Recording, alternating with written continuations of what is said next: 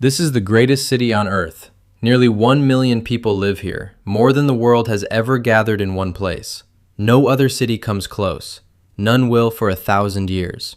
Fresh water flows in day and night, carried for miles across the hills on towering stone aqueducts. Apartment buildings tower 7 stories above streets that never empty. At the harbor, ships unload grain, wine, and oil from every corner of the empire. A single city fed by 3 continents. The markets overflow with merchants haggling in a dozen languages at once. Bathhouses, forums, and temples of gleaming marble dominate the skyline. This is Rome, the richest, loudest, most powerful city in the world. There's just one small problem. It's the year 100 AD, and nobody bothered to leave you an instruction manual. Welcome to ancient Rome. Let's see how your day goes. You wake up, not to an alarm clock, to Rome. Wooden wheels rumble over stone somewhere below. A merchant is already arguing with someone over a bread delivery. Water splashes endlessly into a public fountain. Dogs bark. A baby cries. Someone is shouting in a language you don't recognize. Rome has been awake for hours. Apparently, you slept in. You sit up. A straw mattress. White plaster walls. A room just big enough to sleep in. You wander around looking for a kitchen. Or at least a sink. Nothing. No faucet, no running water. Just 2 clay jugs sitting beside the door. You pick one up. A few drops of water slosh around inside. So, somebody filled these recently. You crack open the apartment door and peek into the stairwell. People are already moving through the building. Young women head downstairs carrying empty clay jugs. A few minutes later, they return carrying full ones back up the stairs, as if the weight barely exists. Nobody stops. Nobody complains. Nobody even seems out of breath. You look at your empty jugs, then back at everyone else. Well, looks like you've figured out the morning routine. You grab the jugs and quietly join them, 5 flights down. The fountain never stops flowing. Cold, crystal-clear water pours endlessly into a stone basin. You fill both jugs. They immediately become much heavier than you expected. You turn back toward the apartment. By the 3rd floor, your shoulders are burning. By the 4th, you're questioning every decision that brought you here. Halfway up the 5th floor, you stop to catch your breath. A young Roman woman carrying 2 completely full jugs walks right past you without slowing down. She doesn't say anything. She doesn't need to. She disappears up the stairs like this is the easiest part of her day. You suddenly have something to prove. 1 step, then another. Finally, you make it back to your apartment. You set the jugs on the floor with a satisfying thud. Victory. You pour yourself a drink. The water is cold, crystal clear. Honestly, it's some of the best water you've ever tasted. Maybe that's because you earned every drop. You wipe the sweat off your forehead. Look back toward the staircase. I'm not carrying those things again today. Breakfast sounds like a much better idea. The smell of fresh bread reaches you before you even leave the building. Perfect. Breakfast. You step outside. You look left. Somewhere down there has to be a bakery. You glance to your right. Take 1 confident step. Squish. You slowly lift your sandal. Horse manure. Fantastic. A little boy nearby points at your foot and bursts into laughter. His mother barely glances over before taking his hand and continuing down the street. Nobody else even notices. You scrape what you can off against a nearby stone. Good enough. Breakfast first, dignity later. Following the smell of fresh bread, you weave through the crowd until you find a small food stall. Perfect. Coffee. You point toward an empty cup and mime taking a drink. The vendor watches you for a moment, then nods confidently. Success. A moment later, he places a cup in front of you. You take a big sip. Wine. For breakfast. You look around. Every cup around you is filled with the same watered wine. You know what? I think I could get used to this place. Before you get too excited, Romans usually mixed their wine with water. Drinking it straight was often considered excessive. Coffee won't reach Europe for another 1,500 years, so this is about as close as you're going to get to a morning pick-me-up. The vendor places a piece of warm bread in front of you. Finally, real food. Then, without asking, He grabs a small clay bottle and pours a dark brown sauce over everything. You stare at the bread, then at him. He stares right back, clearly waiting for you to take a bite. The Romans called it garum, a fermented fish sauce. They poured it on almost everything. And before you ask where the tomato sauce is, there aren't any tomatoes. Those won't arrive from the Americas for another 1,500 years. Ancient Roman food looks very different from modern Italian food. You take a cautious bite. You wrinkle your nose. Take another bite. You know what? It's actually not bad. Maybe Rome is starting to grow on you. You finish the last bite, brush the crumbs off your tunic, and step back into the street to take in the city.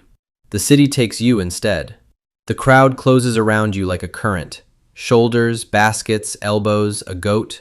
And before you can pick a direction, the direction picks you. Within seconds, you're swept along with 1,000 people who all know exactly where they're going. You have no idea where you're going.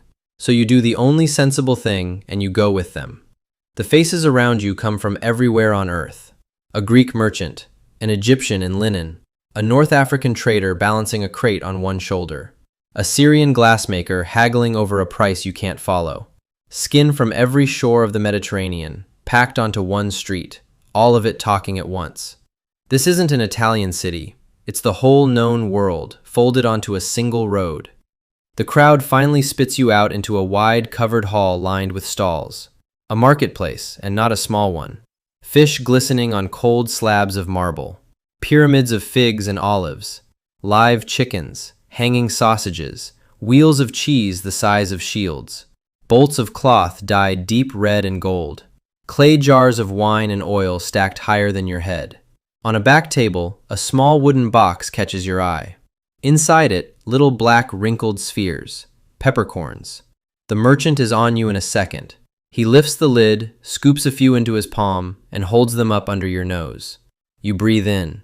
It's incredible. Sharp, warm, a little sweet. Better than any pepper you've smelled in your life. You're genuinely impressed. You start wondering how much you'd pay for a handful. Then he tells you the price. You laugh. He doesn't. He just looks back at you, completely serious, because he hasn't said anything funny. A handful of this pepper costs a working man a week's wages, and people pay it, every single day, because those little black spheres came from India. They crossed an ocean by ship, a desert by camel, a river by barge, and a sea to get here. More than a year of travel, just to reach this table. You hand the pepper back very carefully, the way you'd hand back something expensive you cannot afford. Which is exactly what you're doing. You keep moving, and the city keeps showing off. Through one open doorway, a blindfolded donkey walks slow circles around a stone mill, grinding grain to flour the same way it has every morning of its life. Next door, sparks fly. A blacksmith brings his hammer down on glowing metal, and the ring of it cuts clean through the noise of the street. Across the way, a man lifts a glowing blob of molten glass on the end of an iron rod, puts it to his lips, and breathes. The glass swells into a perfect, thin-walled cup right there in front of you. A trick brought from Syria that still looks like magic. Then you reach the next workshop, and you smell it before you see it. Men are standing knee-deep in stone tubs, stomping piles of cloth with their bare feet. It looks like a laundry. It is a laundry. You lean in to get a better look at the craftsmanship. You should not have leaned in. The tubs are full of cleaning solution, water, soft clay, and aged human urine collected for the ammonia. It's what gets the togas blindingly white. And it works so well that years ago, the Emperor Vespasian decided this booming laundry trade was worth taxing. When his son complained that taxing urine was beneath the dignity of Rome, Vespasian held up a gold coin from the tax and lifted it to the young man's nose. "Does this smell?" he asked. You step back from the tub. You decide some craftsmanship is best admired from a distance. Up ahead, the street opens into something enormous. Marble columns, gleaming temples on every side, statues gazing down at you with stone disapproval. This is the Forum, the beating heart of the entire Roman world. And it is loud. In the open center, a man in a toga is shouting at a crowd, and for a second you think something's gone wrong. It hasn't. He's a lawyer, arguing a real case, out loud, in the open air, to anyone who'll stop and listen.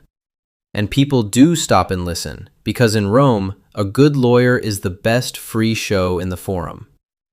Near a column, a vendor holds up a worn leather sandal and swears, loudly, that it once belonged to Julius Caesar himself. So does the man 10 feet away, and the one past him. By your count, Julius Caesar owned at least 4 left sandals, all conveniently for sale this morning. Then you notice the crowd, a tight cluster of people gathered at a plain white wall, reading, nodding, murmuring to each other. You assume something's been announced, so you drift over to see what the fuss is about. It's the news. Handwritten, fresh that morning, posted right there on the wall for anyone to read. Court verdicts, births, deaths, promotions, military dispatches from a frontier 1,000 miles away. The Romans called it the Acta Diurna, a daily, public government newspaper nailed to a wall in the year 100 AD. Everyone here already knew exactly where to find it. You're the only one who had to follow the crowd to figure out it existed. Then, somewhere across the rooftops, a sound rolls toward you. It isn't a voice. It's tens of thousands of voices, all roaring at the exact same moment, and the whole crowd around you turns toward it without thinking and starts moving. So, you follow. You round a corner and you stop. The crowd keeps flowing past you. Someone bumps your shoulder and mutters something and keeps walking. You barely notice. You're just standing there, in the middle of the street, staring. Because you know this building. You've seen it 100 times. Crumbling, half collapsed. Honey-colored ruins behind a tourist rope, with pigeons and a gift shop. That is not what's in front of you. In front of you, it's brand new. 4 stories of blinding white stone, wrapped in arches, painted statues standing in every opening, a vast fabric awning stretched across the top against the sun. And it's packed. Tens of thousands of people pouring through its gates, all at once, all around you. The Colosseum, alive. It takes you a moment to remember you're holding a small clay token someone pressed into your hand in the crowd, a number scratched into its surface. There are 80 numbered archways in front of you, and everyone else just glances at their token and walks straight to the right gate. You turn yours sideways. You turn it back. An attendant takes one look, points you toward an arch, and you go. Inside, the seats climb up and up and up. Senators down front on marble, ordinary Romans higher. 50,000 people stacked in one roaring bowl of stone. High above them all, real sailors from the Roman Navy haul on ropes, sliding that enormous awning to follow the sun across the sky. Shade, engineered and operated by the fleet, because nobody in history does things at this scale like Rome. Then the gates on the sand below swing open, and the entire stadium rises to its feet around you. You don't need to see what happens next. The faces of 50,000 people tell you everything. You feel the roar in your chest before you hear it in your ears. And for one strange moment, you forget you don't belong here. You're just another Roman, on your feet, swept up in the loudest place on earth. Eventually, the roar fades behind you, and a more pressing problem arrives. You need a bathroom.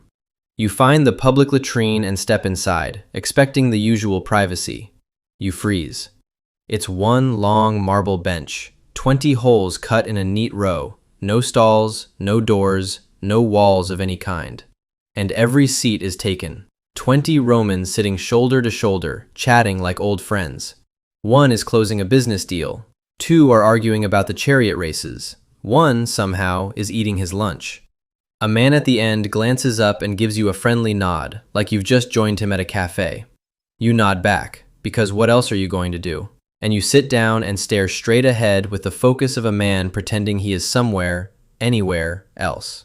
Then you reach for the toilet paper. There isn't any. Instead, there's a sea sponge on a stick, sitting in a little channel of running water.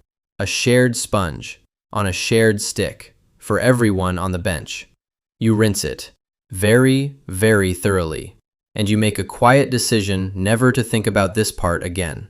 After all that, you'd give anything to feel clean. And lucky for you, Rome has an answer for that too. The baths. For the smallest coin imaginable, sometimes for nothing at all, you walk through the door into a palace. Soaring ceilings, pools the size of swimming pools, a library, a garden, a snack bar, hundreds of Romans lounging, gossiping, cutting deals in the steam. This isn't just a bath, it's the social center of the entire city. You hand your clothes to the attendant, step toward the water, and look around for soap. There's no soap. You look harder, still no soap. The attendant watches you for a moment, sizes up the situation, and hands you a small flask of olive oil and a curved metal scraper. You just stare at it. This is how Romans got clean. Rub the oil into your skin, then scrape it off, along with the sweat and the dirt, with the little curved blade. It's called a strigil, and it works far better than you want to admit. You wade into the warm water, and that's when you notice the floor itself is warm. Not from the sun, from below. Hidden beneath the tiles, hot air is flowing through hollow channels, heating the entire room from the ground up. Roman central heating in the year 100 AD. When Rome eventually falls, this technology will vanish from Europe for 1,000 years. But right now, you're just standing on a heated floor, in a marble palace, getting scraped clean with a stick. And honestly, you never want to leave. But the light is changing. You step out of the baths and Rome has turned to gold. The sun is sinking behind the temples, long shadows stretching across the forum, vendors packing up, the lawyers finally going quiet. The crowds begin to thin, and for the first time all day, it's almost peaceful. You climb the 5 flights back to your little room, sink down by the window, and watch the greatest city on earth settle into evening. Maybe Rome calms down at night. Rome does not calm down at night. The moment the sun is gone, the streets fill with a sound you know from this morning: wheels. All day, carts were banned from the city to keep the streets clear for people. Now, all at once, every one of them is let back in. Hundreds of wagons hauling grain, stone, timber, and wine. Iron wheels grinding over stone directly beneath your window, and they will not stop until dawn. A Roman poet named Juvenal once complained that it was simply impossible to sleep in this city. You assumed he was exaggerating. He was not exaggerating. You lie back on the straw mattress and stare at the ceiling. Then you catch it, the faint smell of smoke drifting up from somewhere below. You sit up. You're 5 floors up, in a building made mostly of wood, in a city that has burned before. Rome has firefighters out there in the dark somewhere, but they are not everywhere, so you quietly make sure you know exactly where your sandals are. The smoke fades. A cart rattles past. A dog barks, then another, streets away. And down on the corner, the fountain keeps pouring, exactly as it was when you woke up this morning. Slowly, the greatest city on earth rocks you to sleep with the sound of its own traffic. So, in a single day, you hauled your own water up 5 flights and lost a foot race to a woman twice as strong. You stepped in horse manure and got laughed at by a child. You ordered coffee and got wine. You ate fish sauce on bread and went back for more. You laughed at the price of pepper until you realized the merchant wasn't joking. You read the morning paper off a wall, roared inside a brand new coliseum, shared a sponge with 20 strangers, and got scraped clean with a stick in a marble palace with heated floors. But here's the thing you'll actually remember. It wasn't the aqueducts, or the marble, or the stadium that holds 50,000 people. It was the woman on the stairs who carried twice your load without breaking stride. The little boy who laughed at your dirty sandal and got pulled along by his mother. The lawyer putting on the performance of his life for a crowd that stopped to watch. The merchant so proud of his pepper he had to make you smell it. The man eating his lunch on a public bench like it was the most natural thing in the world. The sailors on the ropes. The baker behind his donkey. The stranger who nodded at you like you'd known each other for years. They worked. They laughed, they argued, they raised their kids and overcharged for spices and complained about the noise at night. They were people, just like you.